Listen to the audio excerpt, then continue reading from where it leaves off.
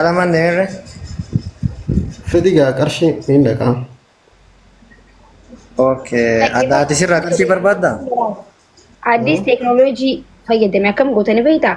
Kanaaf hospitaala dhaquun sin barbaachisu, okay? Namoota gurguddaan ganda keessan hin jiru, namoota waggaan isaanii xiqqoo darbee jechuudha. Namoota bakka kana booda karaa rabbii deemuu malee hawaasa akka nafneef hin jirani ganda keessan. Hedduudha dullatiin takkaasuma jirtu laafani. Bakka dhaqiitii ablee ibidda uwwisanii jechuun suuta jaanii jechuun ilkee tante cabxee jirti aslan ilkeen tante beekti. Takkee hagurraachome san cabee jira irraa bu'ee jira. Sun jiru bar. Sun jiru dooktara bira dhaquun sin barbaachisu isaan malaan sirraa buqqisanii dhaqi bira. Samboota erga baafattee ta dur baasii fidhiitii ta dhaabsisu immoo si haa dhaabsisan dhufanii asti. Kunoo si haa dhaabsisan namni si dhaabsisu. Akkoo niin baasaa bara amma zibaa goonuu niin baasaa garuu eenyuun na dhaabsisa maali niin nyaadha niin daakaa ruuzatti. Ati ilkee asii maal si godha asumaan nyaadurre ilaa achii maal si godha. Akkana nyaadha ruuza.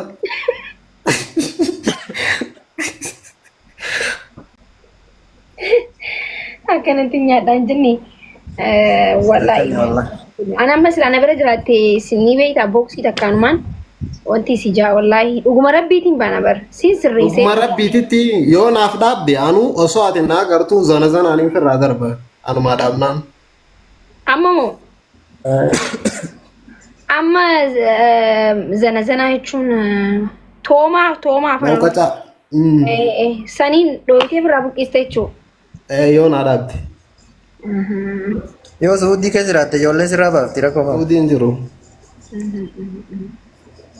Warri ooltuu mun jiraaf jedhu bilaashattu. Suudiin jiru.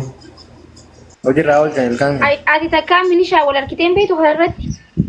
Hedduu ollaan raawunii qaba diloomina milishaan hin fadhu garuu ulee isaanii rabbi sodaadhu ulee isaanii naaf hin ajajin.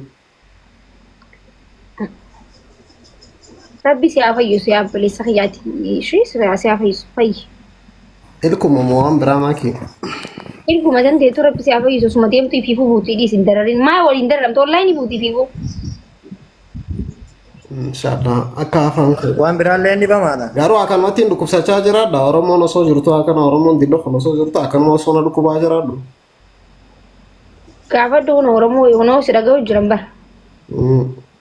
Mee namni narraa baasu namni irraa baastan jii haasi dhaga'an malee wayii na dhaga'an. Obboleessa kiyyaanii uummata kana dararuu hin danda'u atumaan gaafa duu hayi. Ammas nama ilkii cabee nutti fiddee ammaan na galchi gaafa duu no. Gaafa namni narraa baasu ilkee. Duntaateti. akkasi nagaan ture haa. Garuu seenaan si gaafata. Eessarratti na gaafata. Arsii irratti moo Amboo irratti moo Baalee irratti moo Harargee irratti moo eessarratti na gaafata Boorana irratti. Amma bakka an jiru kana si haa gaafatu Harargeen jira Harargee si haa gaafatu. Ayyee marhaba. Gudii barmee nagaatti. Maal jee si gaafata dura? Seenaan si haa gaafattu naan jaa ilkee kan kee karameellaa fi chokolaataan jala borobbortee fiddee. Hayi. Akka kanaan gaddachaan itti Oromoo. Hayi. Keefi axxaaxamtee jireenya kan kee guutuu mi'eessa itti fixxee ani seenaan maatti na gaafate obboleessoo. Ilkee san teetee asirratti suuqamne ani. Hayi. Ajaa'iba namni keenya tokko tokko gudii bar. Dooktorummaa ilka qabdaati kara.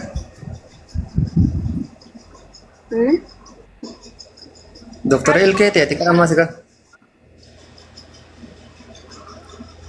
Wanta kana dhukkuma fayyaa qaba alhamdulillah. Silkiin irratti bilbilinaa bannaa taachuu asirratti eessanii. Aadaa dibamaa ol galchaarta kan fayyaa qaba. Darbiin akka dhufetti argitanii.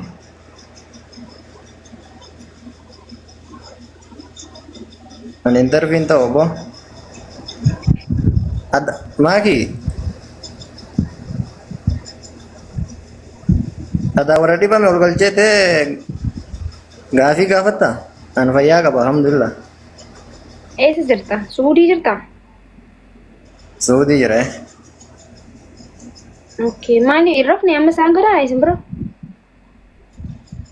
Warra guyyaa raf. Okay. Dallaala wayitisa? Dallaala? Maa dalaala fakkaadha? No, sin gaafadhe malee. Laa dalaala. Dalagataadhaan dalagata halkaniiti. Yaa dallaaliinis dalaguma mire sanumaafi. Dallaala jechuun hattuu. Dalagaa miti sun. Dallaalli dalagaa miti hattuu jedhama malee.